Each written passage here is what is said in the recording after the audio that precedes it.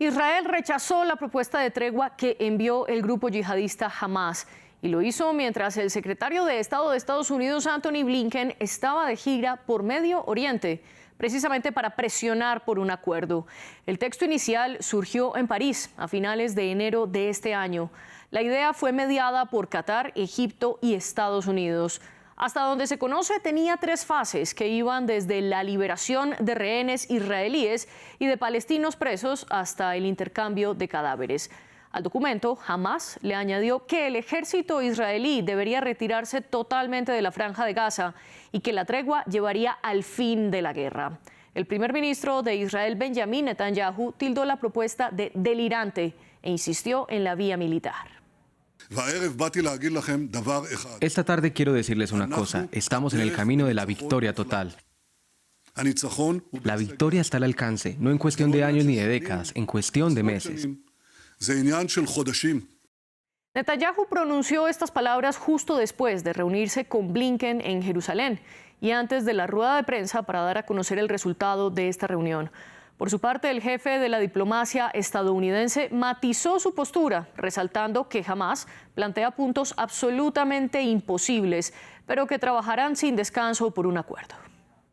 Lo que les puedo decir sobre estas discusiones es que, aunque hay unas claras dificultades en las respuestas, jamás necesitamos un espacio para que se llegue a un acuerdo. Y vamos a trabajar en ello incansablemente. No voy a hablar en nombre de Israel o nadie, ninguna parte involucrada, pero, de nuevo, creemos que el espacio está ahí y creemos que debemos perseguirlo. Bueno, respecto de Rafah, mire, como dije antes, Israel tiene la responsabilidad y tiene la obligación de hacer todo lo posible para asegurarse que los civiles estén bajo protección y que reciban la asistencia que necesitan en el curso de este conflicto. A pesar de esta postura de Estados Unidos, la guerra continúa en Gaza. Será una muestra de que Estados Unidos está perdiendo injerencia en Medio Oriente. ¿Y hasta qué punto puede realmente presionar a Israel? Para eso nos acompaña desde Madrid Pedro García Bilbao, sociólogo, profesor de Estructura Social Contemporánea en la Universidad Rey Juan Carlos y analista de Sociedad Europea. Y en Washington está Mariano Bartolomé, profesor titular de la Universidad de Belgrano y especialista en seguridad internacional. Gracias por estar aquí en el debate y gracias a nuestra audiencia por seguir fielmente este programa. Recuerden que estamos en redes sociales como @France24-ES y mi cuenta personal es @MariaCleaguirre. Todos los debates de France 24 también están en YouTube y pueden escucharlos en su plataforma favorita. Estamos en Apple Podcasts, Spotify, Deezer y TuneIn. Pedro García Bilbao, comienzo con usted. Gracias por estar aquí. ¿Cómo interpretar el hecho de que Israel rechace el acuerdo o la propuesta de tregua en medio del 5º viaje de Blinken por Medio Oriente? Esto lo que significa, básicamente, es que la posición de Netanyahu y el gobierno israelí es la que predomina en este conflicto. Es decir, que no están admitiendo los mensajes en favor de algún tipo de acuerdo que propone Estados Unidos o incluso la Unión Europea, porque hay que decir que lo que está ocurriendo es que por primera vez en mucho tiempo se ve una disociación entre lo que sería el óptimo a seguir en caso de un grave conflicto como es este, entre Estados Unidos e Israel. Es decir, la agenda política y la agenda personal de Netanyahu y su gobierno, que no olvidemos es un gobierno que está en posiciones de extrema derecha, nacionalista, está labrando su propio camino y no acepta las sugerencias que le hace Estados Unidos, ¿no? Mariano Bartolomé, ahora voy con usted. Gracias por estar aquí en el debate. Pedro plantea que la postura de Israel es preponderante y básicamente que Estados Unidos no está teniendo mucho margen de maniobra allí. ¿Usted coincide con este punto? Sí, absolutamente. Yo creo que la posición que acaba de plantear el colega desde Madrid es la correcta. Estados Unidos claramente tiene una agenda que lo que pretende es que su imagen y su influencia en el Medio Oriente no se deteriore. Tiene importantísimos intereses ahí, todos lo sabemos, y al mismo tiempo no está en tela de juicio su respaldo al Estado de Israel. Entonces es muy difícil, me parece a mí, lograr este equilibrio y se encuentra con un gobierno de Netanyahu que no tiene mesura en estos momentos y que creo yo que no concibe como una respuesta aceptable a ninguna opción que incluya a Hamás como interlocutor y que contemple siquiera mínimamente que queden estructuras políticas y armadas de esa organización en el territorio de Gaza. Entonces, de alguna manera, Blinken está intentando encontrar una respuesta que sea aceptable para las tres partes, es decir, para Hamas, para Israel y para el propio la administración Biden, y por el momento estos esfuerzos a todas luces son infructuosos. Pero ¿cómo encontrar un equilibrio entre esas tres posturas? Porque Hamás lo que quiere es que haya una tregua que lleve al fin de la guerra y que Israel se retire totalmente de la franja de Gaza. Por su parte, Israel lo que defiende es una victoria total por la vía militar, con la eliminación total de cada uno de los miembros de Hamás, mientras que Estados Unidos está un poco en el intermedio, pujando y presionando por un acuerdo. Pedro, ¿existe una posibilidad de conciliar estas tres posturas? Es francamente muy difícil porque la posición del gobierno israelí, del presidente israelí, en este momento ya no se trata de que rechace cualquier tipo de diálogo para un acuerdo o una tregua con Hamás, es que lo rechaza con la autoridad palestina. Es decir, es que el problema no va más allá de Hamás. Y, es decir, la línea escogida por el presidente Netanyahu es una línea de victoria total, y eso significa negar toda posibilidad a los palestinos, no ya a Hamás, sino, por ejemplo, el escenario de una tregua y que luego la autoridad palestina pase a tener soberanía o capacidad para administrar el territorio de Gaza. Pues ni siquiera eso. No estoy diciendo que se haya planteado esto seriamente ahora. Lo que es que rechazan incluso a la autoridad palestina. Va mucho más allá de un rechazo a Hamás. Es decir, en este momento tenemos un actor, que es el territorio, que ha escogido la vía de la guerra para solucionar esto, que es un conflicto muy amplio y que tuvo el 7 de punto de inflexión muy importante. Porque esa fecha del ataque, el Hamás y todas las organizaciones del Frente de Resistencia que tienen en Gaza y en Palestina, lo que hizo fue dinamitar toda la arquitectura diplomática que había estado desarrollando Estados Unidos, favoreciendo un acuerdo entre Israel, Arabia Saudita y los países árabes. Y cuando ya aparecía, y Marruecos, por ejemplo, algo que nos afecta mucho a nosotros en Europa, ¿no? Y cuando esto ya parecía que estaba funcionando, entonces se produce el 7 de octubre y el ataque, y entonces todo vuela por los aires. Toda la estrategia de Estados Unidos, no solamente la de ellos, ¿no?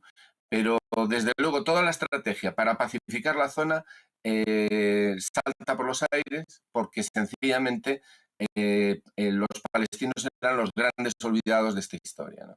Entonces, claro, ahora Blinken está intentando reconducir la situación, pero no se puede decir en absoluto que Netanyahu sea un Estados Unidos, más bien, ¿no? Porque Estados Unidos podría, si se me permite decirlo, podría mucho, si sinceros en su planteamiento, podrían levantar el veto al reconocimiento de un Estado palestino en Naciones Unidas, porque ellos han vetado esa cuestión siempre en el Consejo de Seguridad. Es decir, que si realmente quisieran, podrían influir mucho más. Entonces están ahí en un equilibrio, salvar la cara, salvar la imagen, salvar las elecciones. Están en una situación difícil. Sí. Aunque esto es un poco duro decirlo, porque están en una situación, es que murió el gente que está muriendo cada día. Sí, Mariano, quiero preguntarle entonces si hay alguna utilidad con este viaje de Blinken, que puntualmente en esta ocasión lo llevó por Egipto, por Qatar, fue a Jerusalén, también fue a Cisjordania, pero ¿de qué sirve si a la final Israel decide no hablar de un acuerdo, sino seguir por la vía militar? Bueno, el rol que están jugando Egipto y Qatar en esta ecuación es que son interlocutores válidos para las dos partes involucradas en el conflicto y yo creo que, a ver, yo creo que pensando a largo plazo no hay una solución al problema ni de Gaza ni de Cisjordania que no contemple una autoridad palestina local. Yo creo que Israel eso lo sabe, pero lo que no admite el gobierno de Israel actual es que esa autoridad sea Hamás.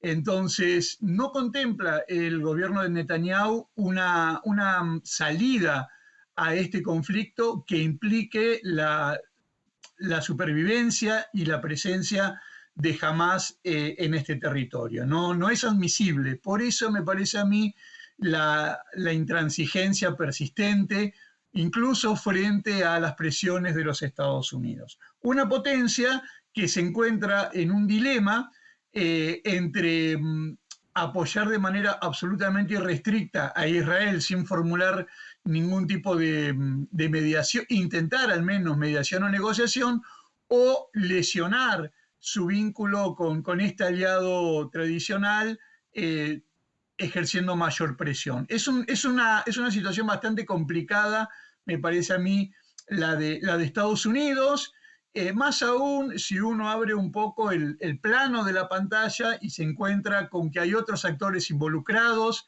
también en esto. Estoy pensando en Irán, básicamente. Entonces, frente a este cuadro de situación, desentenderse de los hechos es un lujo que la administración Biden no puede darse. Entonces, una y otra vez, aún chocando con la reticencia del gobierno de Netanyahu, entiendo yo que el gobierno de los Estados Unidos va a insistir para que haya una solución lo más rápida posible y que esta situación no se siga prolongando en el tiempo, porque claramente tanto la imagen de los Estados Unidos en la región como la imagen de Israel, si se quiere, están siendo severamente lesionadas. Abramos el panorama tal como usted propone, Mariano, y quiero preguntarle a Pedro sobre Irán y los grupos satélite apoyados por Irán como Hezbollah, Hamas, los hutíes de Yemen, etcétera, porque Mariano está planteando que Estados Unidos está en una situación difícil precisamente porque las condiciones en Medio Oriente son álgidas y tiene que saberse mover para que este conflicto y esta guerra de la Franja de Gaza no escale todavía más a toda la región. Pero en esta misma línea es la que habla Netanyahu para defender su victoria total por la vía militar, diciendo que si no derrotan militarmente a Hamás, lo que viene después es que Irán, con los grupos satélites, se apodere de la región. ¿Usted qué piensa al respecto? ¿Es la vía de la negociación o la vía militar la que puede hacerle frente a Irán? Bueno, la vía de la negociación o la vía militar. En este momento lo que hay es la vía militar. Pero la vía militar por parte de unos y también lo hemos visto por parte de los otros. ¿Y por qué se está produciendo eso? Porque se abandonó la línea política hace ya algunos años. ¿Y por qué se abandonó la línea política? La línea de negociación, de conseguir paz por territorios o sencillamente la idea de convivir en un Estado. Bueno, pues la cosa se puso muy mal ya cuando mataron a Isaac Rabin. Es decir, no olvidemos que Israel está dividida en este tema. Es decir, Israel tiene una división interna muy fuerte y en un momento determinado los partidarios de una línea dura, de una línea de la exclusión, son los que han marcado la política. Y entonces eso lo que ha provocado, lógicamente, pues es una reacción. Y esa reacción ha provocado una escalada que nos lleva al 7 de octubre. Y entonces, en ese escenario de enfrentamiento, porque se ha escogido el escenario de enfrentamiento, es cuando otros actores, como Irán, que tiene su propia problemática en la zona y tiene su propio contencioso, digamos, con la presencia o la influencia norteamericana en la zona, y pues se convierte en un actor que interviene en esto, ¿no? Y además hay una cuestión que no se debe de olvidar. La herida del pueblo palestino ha estado siempre muy presente en el corazón de los pueblos árabes, ¿no? Siempre ha estado muy presente, ¿no? Y no ha dejado de sangrar todos estos años. Y entonces suponer que un agravamiento de la situación en Palestina no iba a provocar un efecto de rebote y que no iba a provocar reacciones de terceros es mucho suponer. De todas formas, la deriva de la situación está llevando ciertamente al peligro de que se extienda el conflicto. Por eso Blinken está tan preocupado, y Estados Unidos tan preocupado, y Europa tan preocupada, porque esto ya está afectando. Es decir, las dificultades para el tráfico en la zona de Suez, en el Mar Rojo, esto puede ser solo el inicio, ¿no? No se trata de que Irán esté apostando por la guerra, están defendiendo su espacio estratégico como lo defienden otros actores allí. Pero ¿qué es lo que está dando la excusa para intervenir? Lo que está dando facilidades para intervenir y que cada facción o grupo esté ejerciendo sus jugadas en este caso. Bueno, pues muy sencillo, que la herida de Palestina no deja de sangrar. Entonces, la única manera de desactivar eso, decía usted, la guerra o la negociación, es la negociación orientada a la resolución del conflicto. Y eso pasa por un cambio político en Israel, que es el gran tema. Porque Israel, y eso es algo que honra a la sociedad israelí, Israel no aprueba al 100% esta línea de expulsión y violencia para resolver el problema, que consiste básicamente en borrar del mapa a 2 millones de personas, lo cual es inaceptable, completamente inaceptable humanamente. Hay voces en Israel que cuestionan al gobierno de Netanyahu, que cuestionan la violencia como una salida, porque un país, para tener futuro, lo que no puede hacer es apostar por la violencia. Podrá tener derecho a defenderse, como Palestina tiene derecho a defenderse también.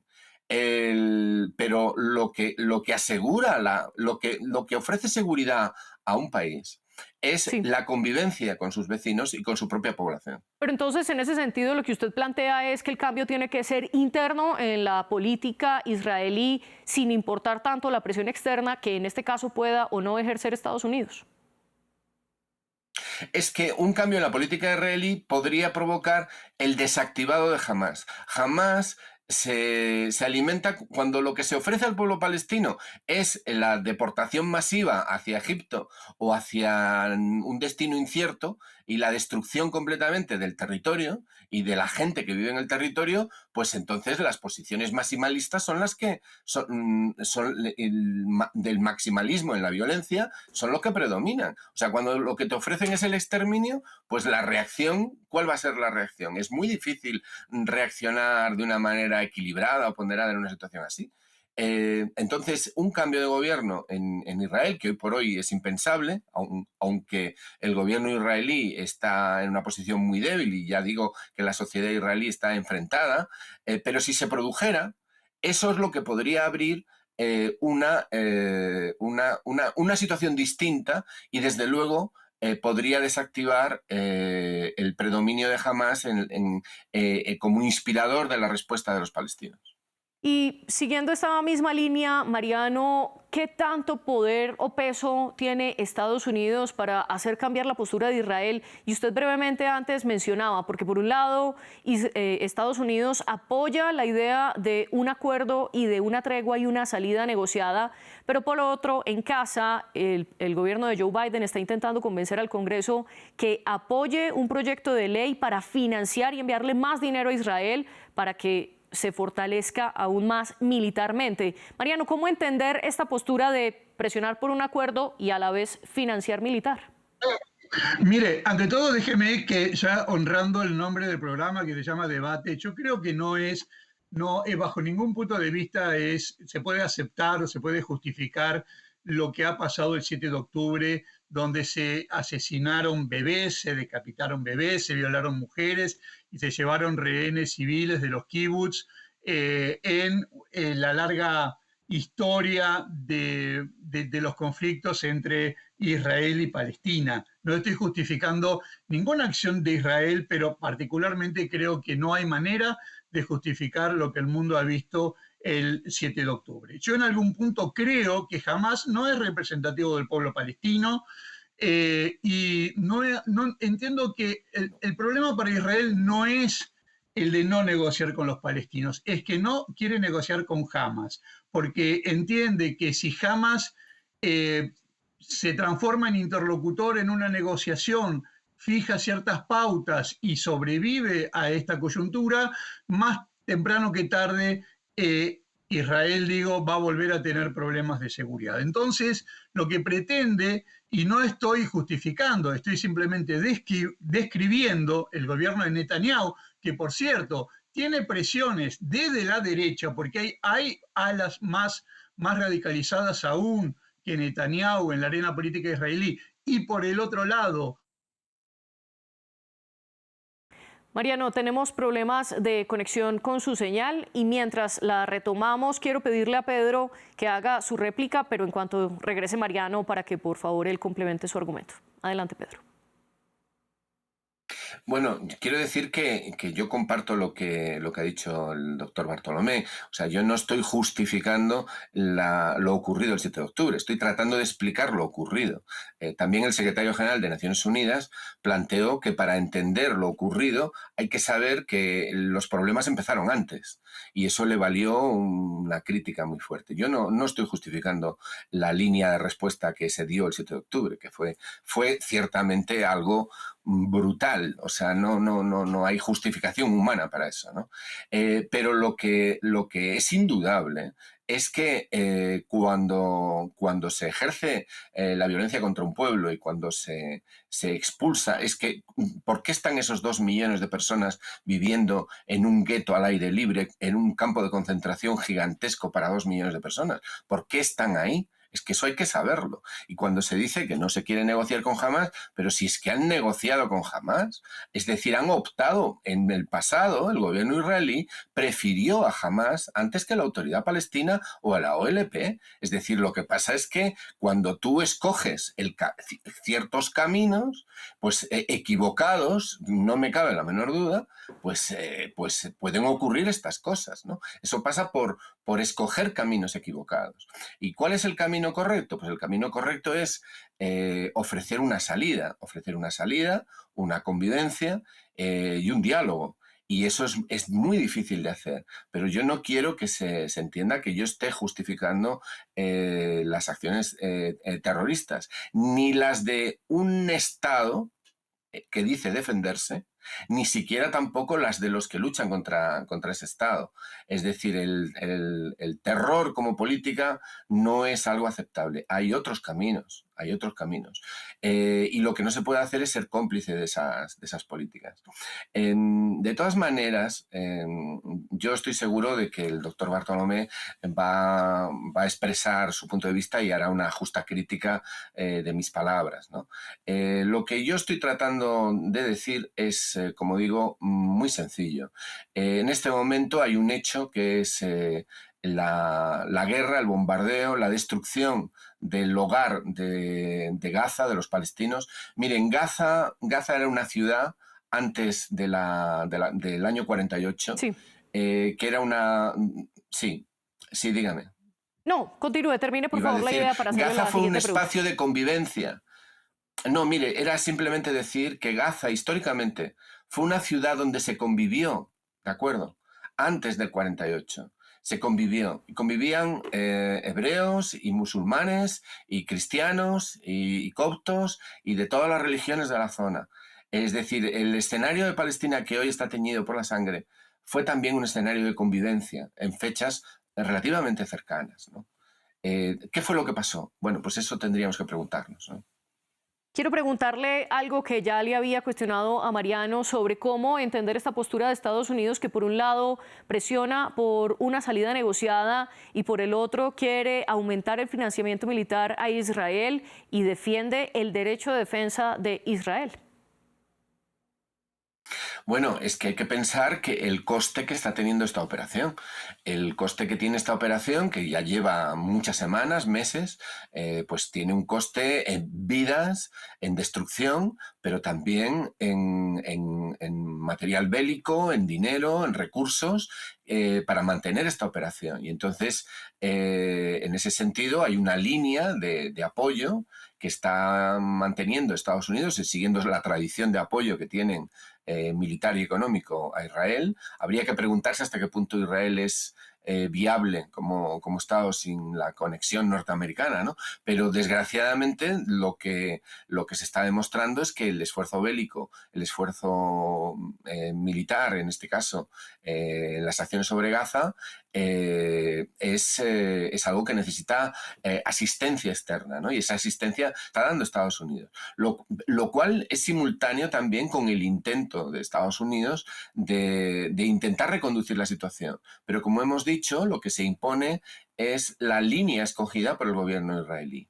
Y ahí también, entre el debate que hay en la sociedad israelí, que es importante que se conozca, hay muy serias críticas a Netanyahu. Es cierto, tiene razón el doctor Bartolomé cuando se dice que hay todavía grupos que son más extremistas que Netanyahu, ¿no? Y eso es lo que hiela la sangre, ¿no? Es decir, el problema que se nos está planteando ahora es que lo que hablan son los extremistas de ambos lados, y que porque la propia situación de violencia lleva a eso.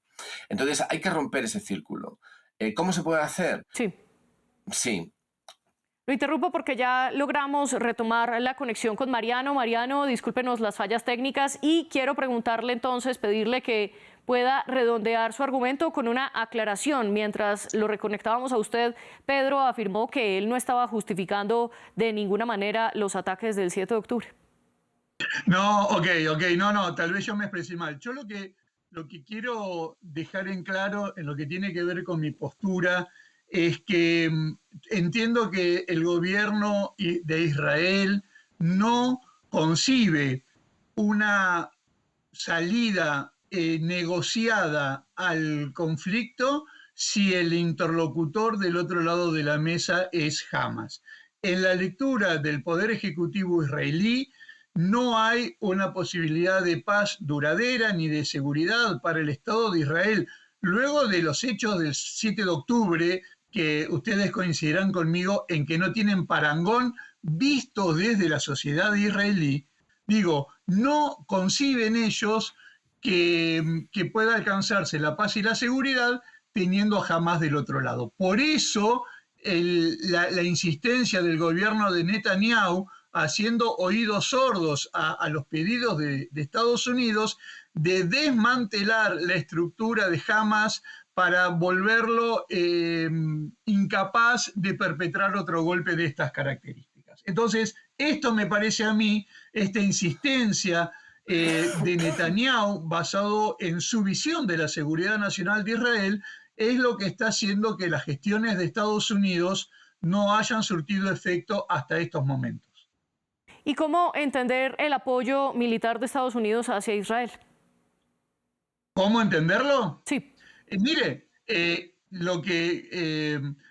Estados Unidos tiene un conjunto de aliados de distinta jerarquía a nivel global, pero hay 3 o 4 aliados que son absolutamente claves para los Estados Unidos, que es su primer anillo de alianzas, y así como uno podría pensar en Gran Bretaña, en Australia o en Taiwán, bueno, ahí está Israel. Entonces, Estados Unidos está ejerciendo toda la presión de la que es capaz la administración Biden para que Israel morigere sus acciones, sobre todo teniendo en cuenta el enorme costo que esto está generando en términos humanitarios, pero no está en discusión el respaldo a su principal socio y aliado en el Medio Oriente. Sobre todo teniendo en cuenta lo que estábamos diciendo antes del problema técnico, y es que Irán, que tiene su propia agenda en Medio Oriente, que tiene su propia disputa con Arabia Saudí por la primacía en el mundo islámico, que respalda a Hezbollah y a los hutíes y a Hamas, sobre todo teniendo en cuenta que Irán está ahí muy cerca de este conflicto y puede verse involucrado. Entonces, Estados Unidos, entiendo yo, que ejercerá toda la presión de la que se siente capaz la administración Biden, pero no creo, sinceramente no creo, que el respaldo, incluso en términos bélicos, a Israel esté en duda en estos momentos. Usted habla de toda la presión de la que se crea capaz Estados Unidos. En esa frase, ¿usted opina que Estados Unidos ha perdido capacidad de injerencia en Medio Oriente, concretamente con su aliado Israel, o no? Yo lo que creo es que Estados Unidos está haciendo todas las... Entiendo yo,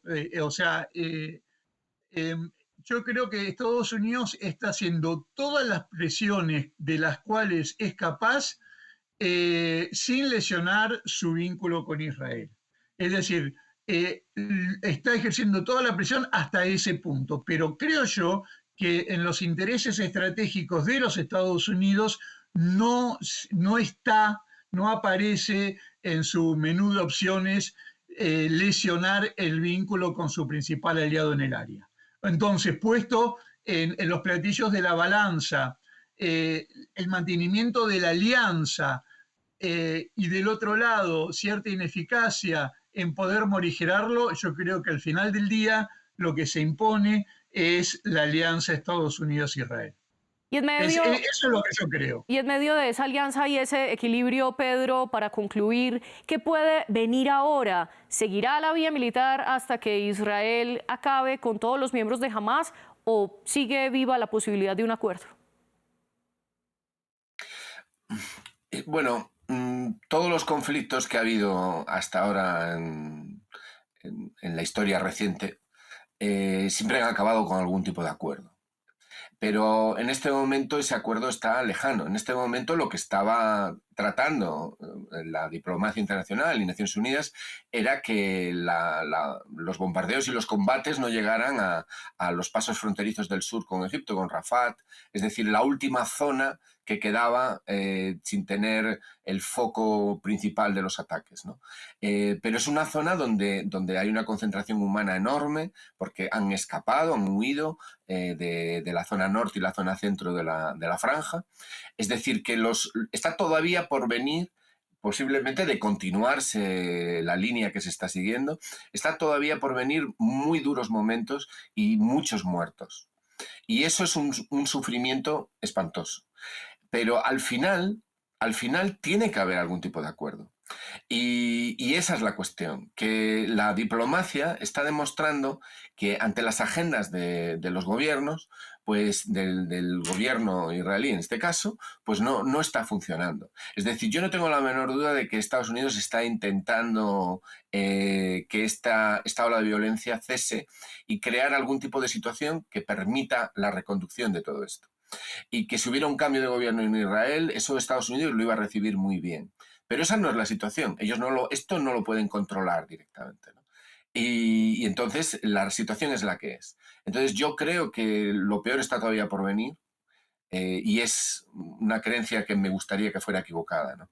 Y sí, al final habrá acuerdo, habrá algún tipo de acuerdo. Mariano, ¿y usted coincide pero con no este punto que lo peor está por venir, pero que al final habrá acuerdo? Mire, si uno lo escucha al gobierno israelí, que dice que ya las cosas están próximas a terminar y que falta poco para el colapso de la estructura de mando de Hamas, uno se inclinaría a pensar que el final está cerca. Pero al rato uno escucha voces del gobierno de Israel diciendo que esto no va a llevar años, pero sí va a llevar meses. Meses es muchísimo tiempo en estas situaciones. Entonces, yo creo que el colega español tiene razón. Esto va a durar un tiempo más, por lo menos en la medida en que el gobierno de Israel no le asiste un golpe mortal a Hamás, lo desmantele y entienda entonces que puede haber un cese de fuego con cierto nivel de seguridad para Israel. Mientras el gobierno de Netanyahu no tenga esa percepción, veo difícil que la situación se pacifique. Lamentablemente digo, claro está.